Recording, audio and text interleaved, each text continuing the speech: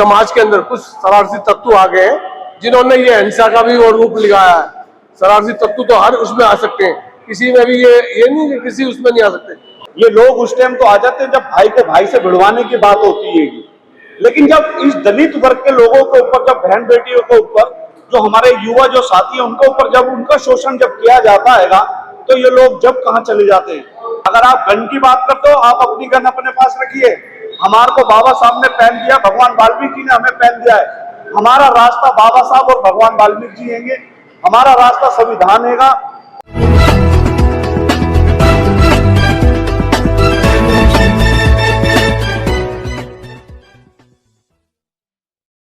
लेकिन आरोप जल्दी मानवी पर लगाया, इसे कैसे देखते हैं? देखो, ये बहुत दुखद घटना जो घटी है कि ये बहुत ही, इसकी हम निंदा भी करते हैं कि इस प्रकार नहीं होना चाहिए था, क्योंकि दोनों ही समुदाय जिस तरीके से टकराव आज जो देखने को मिल रहा है 1 अगस्त से, ये बहुत ही दुखद ये घटना जो हुई है।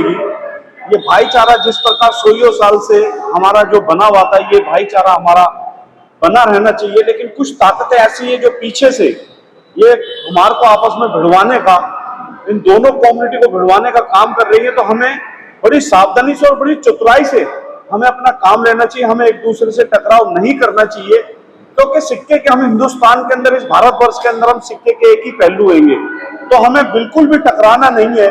और मैं जो भीम आर्मी के हमारे मेरे सम्मानित हमारे बड़े भाई भी हैंगे और आज सांसद भी हैंगे नगीना से, मैं चंद्रशेखर से भी अपील करना चाहूंगा कि जो घटना जो घटी है गाजियाबाद के अंदर, ये बहुत ही दुखद ये घटना है। मैं आपसे पूरी और एक आशा उम्मीद करता हूं इस चैनल के माध्यम से कि आप अपनी जो आपकी पार्टी के तमाम जितने भी भीम आर्मी के जो कार्यकर्ता हैं, आप उनको अच्छी तरीके से समझाइए कि हम किनसे लड़ रहे हैं, हम किनसे टकराव करने जा रहे हैं। उनसे जो हमेशा इस जात के, हिंदुस्तान की इस जाति के अंदर सबसे ज्यादा अगर हमारे साथ शोषण हुआ है तो रविदास और वाल्मीकि समाज के साथ हुआ है। सर, घटना के बाद चर्चा हो रही थी, सोशल मीडिया में बड़ा वायरल हो रहा था कि जो प्रदर्शनकारी को चमार जाते थे, जो घंटों से बाहर कर रहे थे, वाल्मीकि बच्चों को पीट रहे थे, वो चमार जाते थे। और पुलिस साहब को पीछे स्टेटमेंट भी किया था कि वो चमार जाते थे, लेकिन बाद में पुष्टि हुई है कि वो भी वाल्मीकि थे जिन्होंने घंटों से प्रहार किया।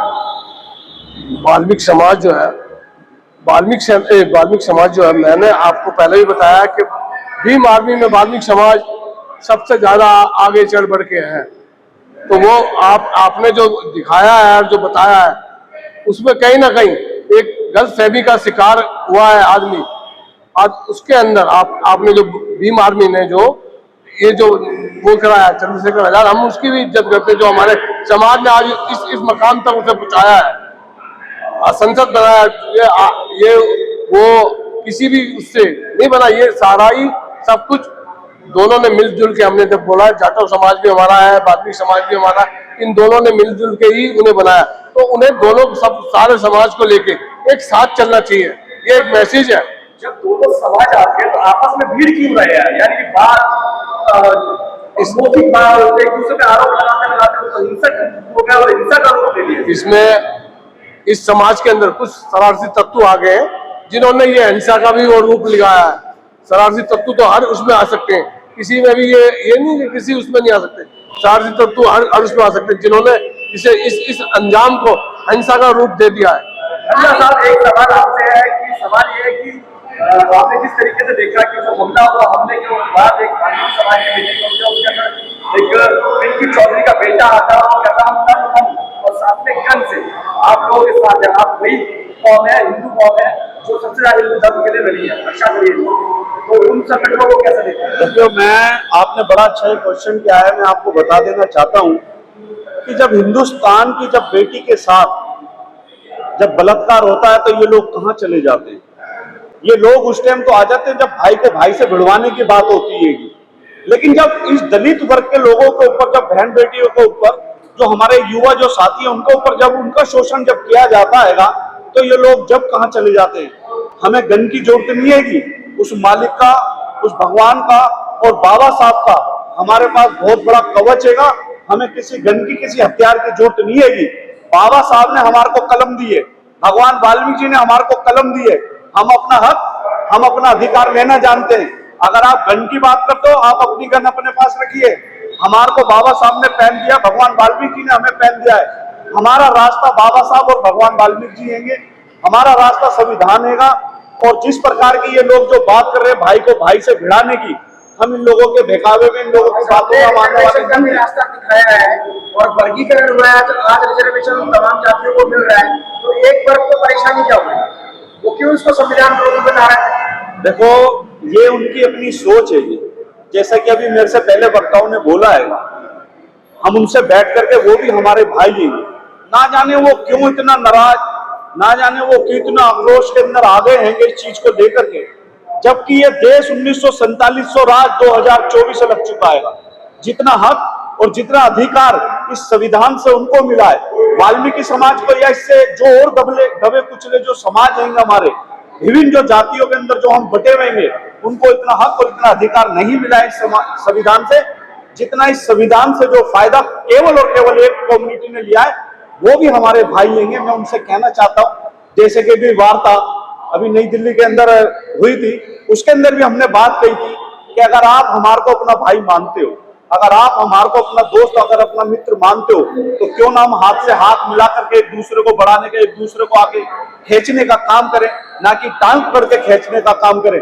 जब हमने आपको आगे बढ़ाने का सहयोग कर सकते हैं, तो आप हमें इस कम्युनिटी को आगे बढ़ाने का सहयोग क्यों नहीं कर रहे? अगर आज चंद्रशेखर अगर हिंदुस्तान की सत्ता के अंदर अगर काबिज हुए हैं, अगर हिंदुस्तान की अगर सत्ता की उस, जैसा बाबा साहब कहते थे, आपके हाथ में वो चाबी मैं दे रहा हूं, इस संसद के ताले के अंदर लगाइए चाबी को और वहां पे बैठ करके अपने समाज का भला करिए। उन्हीं चंद्रशेखर मेरे भाई साहब को इसी वाल्मीकि समाज ने तन से, मन से, धन से उनको सपोर्ट किया है।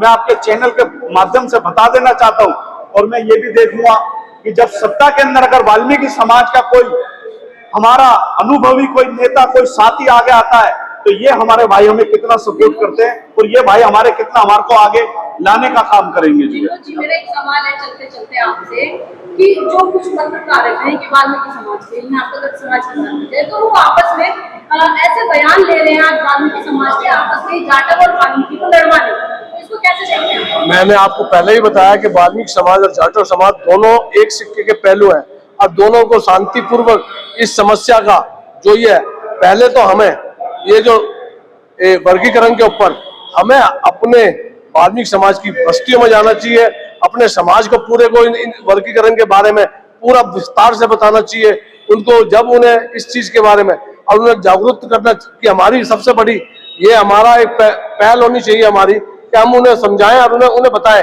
जब भी वो बच्चे जो हमारे शिक्षित बच्चे हैं, आज हमारा समाज हर फील्ड में बहुत आगे है, ये नहीं कि हमारा समाज फील्ड में नहीं है, पर हमें शिक्षा देने की हमारे समाज को, मैं तो ये कहना चाहता हूं कि हमारा समाज आज ज्यादातर जो हमारे समाज ने ये कहा है, और इस चीज पे वो पूरी एक आग्रता के साथ हमारा समाज एक आगे बढ़ेगा। सर, आपका समाज आगे बढ़ेगा, लेकिन समाज बढ़ेगा आगे कैसे?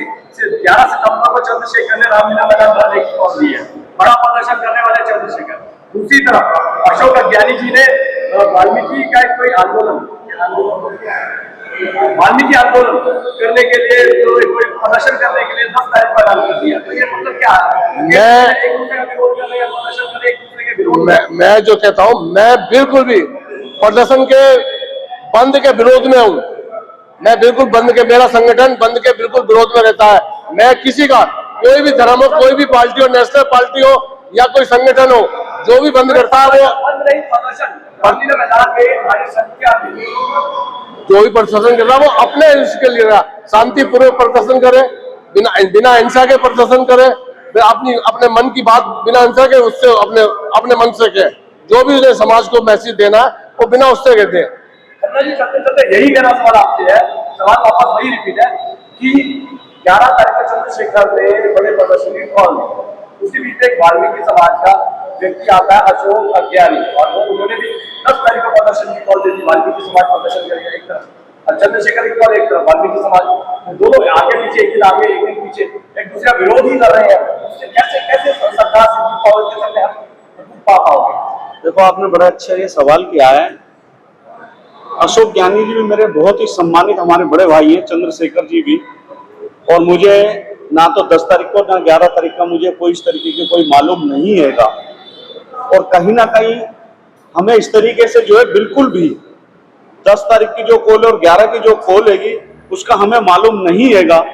और हमें कोई ना कोई बीच का रास्ता ऐसा निकालना चाहिए। 10 का जो 11 का जो प्रोग्राम होने के लिए जा रहा है, पूरे हिंदुस्तान की सरकार को एक मंच के ऊपर आकर के हम दोनों कम्युनिटियों को, रविदासी भाइयों को भी और वाल्मीकियों को, एक कॉल के ऊपर एक जगह इकट्ठे होकर एक मंच के ऊपर से अगर हम मैसेज देंगे तो मेरा मानना ऐसा कि पूरे हिंदुस्तान के अंदर एक बड़ा अच्छा हमारा मैसेज होगा वो जो है।